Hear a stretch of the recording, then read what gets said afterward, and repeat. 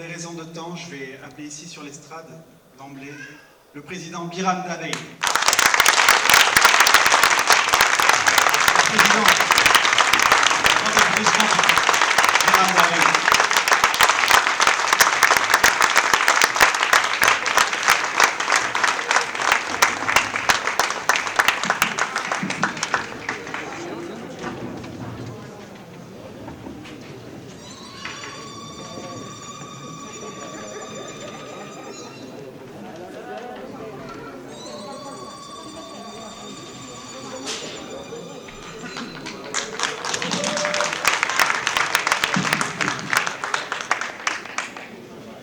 Je vous remercie toutes et tous. Et je dis d'abord notre regret à cause de la contrainte de temps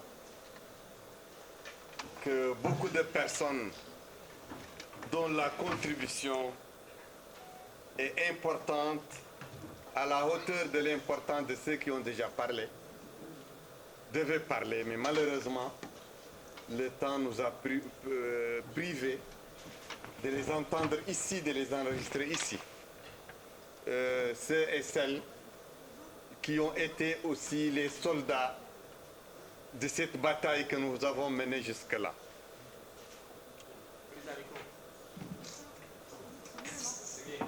Oui, donc celles et ceux qui étaient les soldats de cette bataille que nous avons menée jusqu'à là, qui, à l'instar de Antonio Sola, de Tania Tinoco, de Juan, de Ignacio, de Raed, cette équipe qui se bat à travers le monde pour bâtir une citoyenneté universelle. C'est une ambition extrêmement grande, un challenge, un défi, et qui comporte beaucoup de bienfaits pour l'humanité.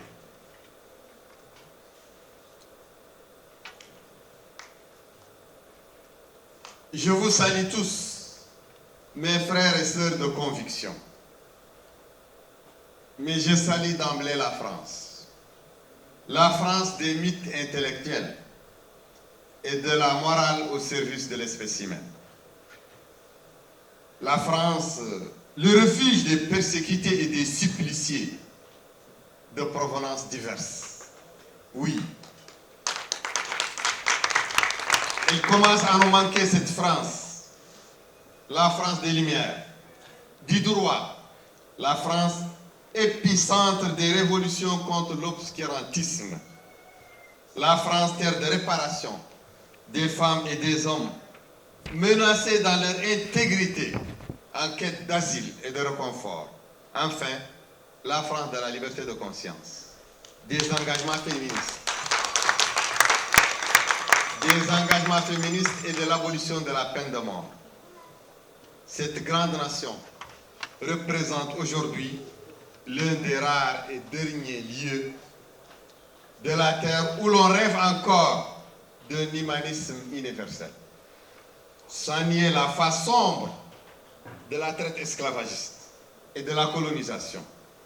Nous respectons ce pays dont, hélas, la belle image tire vers le déclin. Nous, Mauritaniens, peuple en lutte contre l'arbitraire, contre l'esclavage, contre le racisme. Grande était notre déception quand le ministre des Affaires étrangères et de la coopération de la France, Jean-Yves Le Drian, lors d'un débat à l'Assemblée nationale en 2018, insinuant que le député Biram Dabeï, alors incarcéré à Nouakchott, serait un détenu de droit commun. Ce positionnement de la France par la bouche de son ministre des Affaires étrangères constitue un parti pris anachronique. Dans la compétition perpétuelle la compétition perpétuelle entre les justes et les fauteurs de supériorité raciale, les suprémacistes. Le propos explique les difficultés actuelles et grandissantes du rapport de l'ancienne puissance coloniale avec l'Afrique. Néanmoins, nous saluons et louons le soutien et l'engagement à nos côtés de nombreux amis en France. Je tiens à citer ici l'Organisation de défense des droits de l'homme, IRA France Mauritanie, une association de droit européen à l'abri de la censure et de l'intimidation caractéristique des gouvernances réfractaires au droit et à la transparence sur notre continent. Notre continent ô combien pillé, meurtri par ses propres fils. Je rends hommage aux individualités qui, avec désintéressement et abnégation, ont voulu et puis perpétuer chez nous l'idée généreuse et créatrice de sens, celle des aspirations de l'individu à se libérer de l'aliénation, que résume l'article 1er de la Déclaration de 1789. Les hommes naissent et demeurent libres et égaux en droit. Les distinctions sociales ne peuvent être fondées que sur l'utilité commune. Ces mots si justes, ne sont pas le produit de ma culture. Même s'ils y trouvent un écho rétrospectif, ils résultent d'une expérience historique, loin de chez moi, et pourtant j'y écris, spontanément, dès après les avoir lus et relus. Ce message, nous nous efforçons de le relayer partout où nous mène l'interaction avec nos semblables, y compris de l'attitude lointaine. C'est notre mission et l'horizon de notre avenir de Mauritaniens. L'arrimage au monde, au grand village qui est le monde.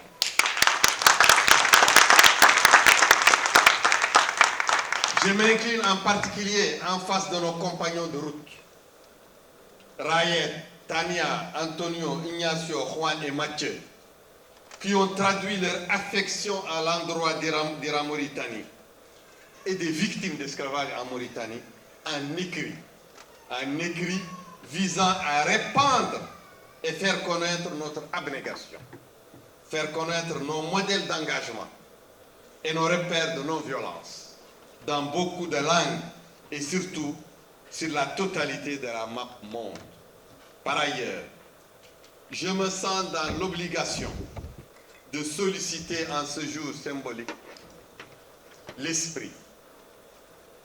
En ce jour symbolique, l'esprit et le souvenir des personnes chères qui nous ont quittés, sans faillir aux réquisitions du combat qu'ils ont mené avec nous jusqu'à leur mort. Qu'il me soit permis de complimenter celles et ceux toujours vivants qui, sans tergiverser, gardent intact l'enthousiasme, la détermination et refusent de céder à la corruption, au sectarisme, à la démagogie et au découragement.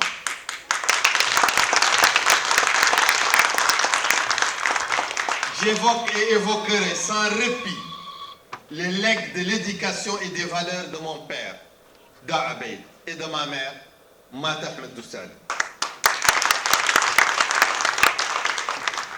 Ils m'ont transmis aux primes heures de mon enfance, en perspective de l'âge adulte, dans une société de caste foncièrement irrespectueuse de la dignité de la personne.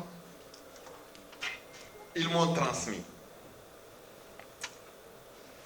ce qui fait de moi ce que je suis, ici devant vous, et ce que vous appréciez.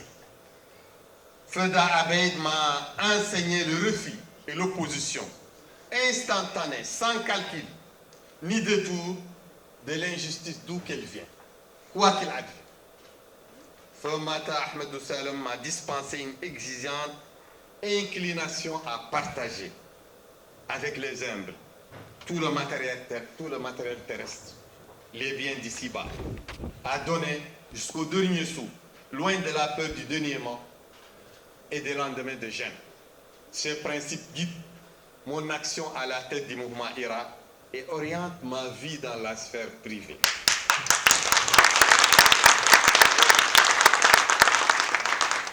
Je m'adresse aussi à toutes ces personnes de mon pays et d'ailleurs, dont les cœurs gorgés de fraternité et d'empathie battent à l'unisson afin de servir et vulgariser l'entendement des humanistes amoureux de la diversité et de la découverte mutuelle, loin des sectes, des millénarismes et des délires des extrémismes métaphysiques en guerre contre la rationalité. Parmi eux, je loue les défenseurs de la loi, de l'écologie et de la paix dans le respect des différences. En vérité, nous sommes pressés d'achever notre bataille locale en Mauritanie avant de nous consacrer avec vous à la mer des solidarités. Nous rêvons d'une répartition équitable des ressources de la terre et le renouvellement en vue d'améliorer l'accès à l'eau, à la nourriture, aux soins de santé et à un niveau d'éducation qui valorise par la distinction et l'excellence les sciences, les arts, la philosophie et la littérature, envers et contre la censure et les dérives inquisitoriales. Ainsi, nous participerions au recul de la xénophobie, de la faim, du populisme outrancier, des désirs hégémoniques, en particulier les plus meurtriers, en l'occurrence les extrémistes confessionnels violents. Pour notre cas, la République islamique de Mauritanie, nous avons décidé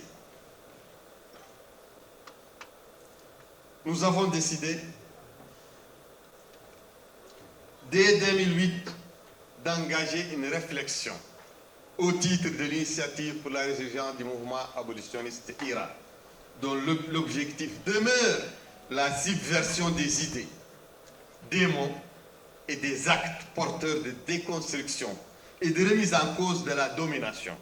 Nous avions exclu d'atteindre la violence corporelle. Nous nous cantonnons aux ressources de la psychologie de masse en vue d'introduire le doute et la confusion au centre des cercles névralgiques, secondaires et de base du système qui domine. Nous demeurons loyaux à la méthode parce que nous en avons étayé et vérifié les succès. Les rapporteurs spéciaux des Nations Unies en témoignent assez bien. Le programme global de l'IRA visait dès le début la démolition de l'ascendant mental des hommes possesseurs d'esclaves sur leur bétail humain, sur leurs victimes. Il fallait saper l'outil et le ciment de la subordination des populations serviles envers la minorité hégémonique, celle des privilégiés, des dominateurs. La guerre imposée à nous par le pouvoir central, le pouvoir politique, sur délégation des tenants de l'esclavagisme, du racisme et de la suprématie linguistique, nous aura accablés d'infortune et de frustration en termes de liberté, de bien-être, d'intégrité physique et morale. Les prisons, les diabolisations, les privations de travail ainsi que les sévices, blessures, maltraitances, polymorphes étaient notre lot quotidien pendant plus de 10 ans. Les deux quinquennats de l'ancien président Mohamed Abdel Aziz nous ont valu trop d'afflictions, mais ils raffermissent notre résolution. Aujourd'hui, qu'emprisonné, la justice le poursuit et la justice le poursuit. Je parle de l'ex-président Aziz, notre bourreau. Aujourd'hui, qu'emprisonné et la justice le poursuit pour des crimes économiques, nous répugnons à l'accabler. Pour ne pas paraphraser les lâches. Ceux qui se sont aplatis devant lui ou qui ont fui et qui n'ont pas accepté les défis qu'il leur a lancés et qui ont fini maintenant par s'acharner contre lui parce qu'il est mis hors d'état de nuire. Que la justice s'applique, mais pas, nous ne sommes pas avec la justice des lâches.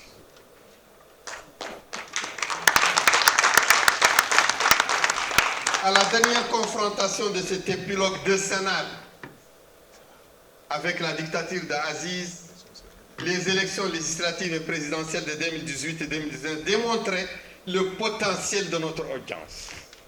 Nous sortîmes victorieux dans les urnes, en dépit des fraudes, de la privation et de l'interdiction de nos structures de participation à la démocratie, le Parti RAG et le mouvement RAG. Okay. À l'inverse du calcul de nos détracteurs, malgré les intimidations et peu de moyens, nous parvînmes à élire des députés et des conseillers de communes. J'arrivais à en croire l'instance d'organisation du vote en position de second après l'actuel président.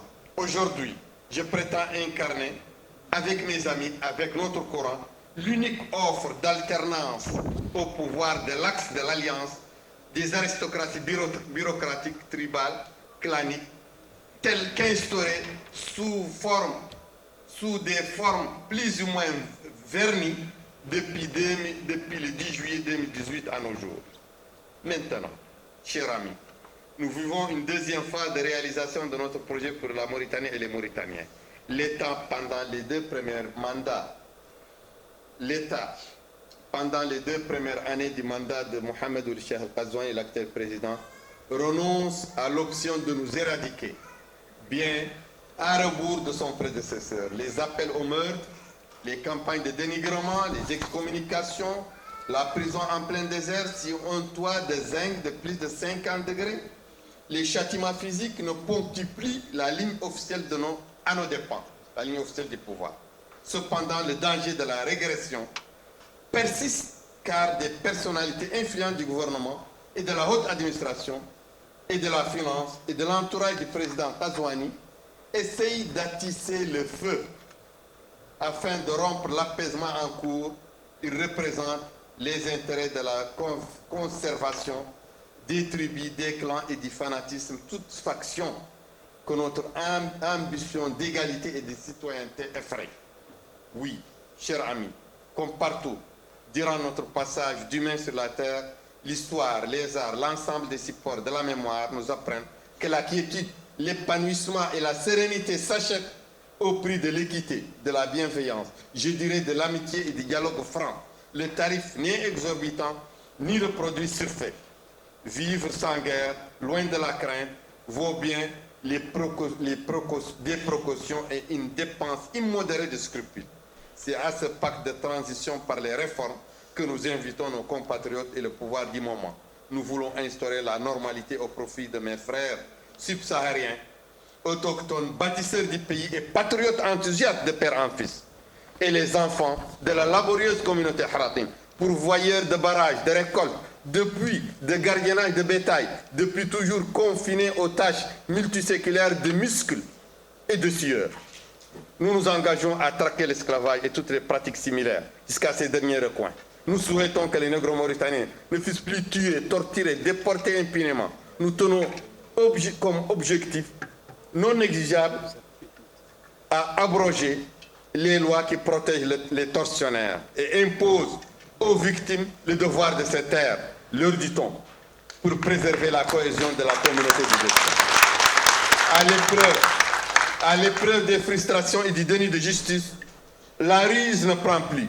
Cependant que personne ne conçoive de l'effroi à cause de nos emportements légitimes, nous n'avons jamais tué au cours de notre marche vers l'égalité et ne détenons aucune arme létale, à l'inverse de beaucoup de nos compatriotes et détracteurs, des civils détenteurs quasi exclusifs de fusils d'assaut et de munitions de guerre. Combien de fois n'avons-nous pas demandé au pouvoir de mettre un terme à ce déséquilibre de la terreur dont chacun ici pressent la volatilité tragique à la moindre bavure? Qu'il me soit permis de réitérer l'appel à l'intention du président de la République, Mohamed Cheikh Al-Ghazouani. Le désarmement de la société nous semble relever de l'urgence si l'on accepte de regarder sans phare la détérioration du contexte sécuritaire au Sahel. Nous avons misé sur une cohabitation détendue avec le pouvoir de Ghazouani et la recherche collaborative des règles d'une compétition qui ne lèse la vérité du suffrage universel en vertu du principe un homme, une voix. Or, l'objectif requiert bien des préalables. Les législateurs ne sont pas élus avec le même nombre de votants, laissant ainsi croire que certains détiendraient une légitimité et une valeur supérieure.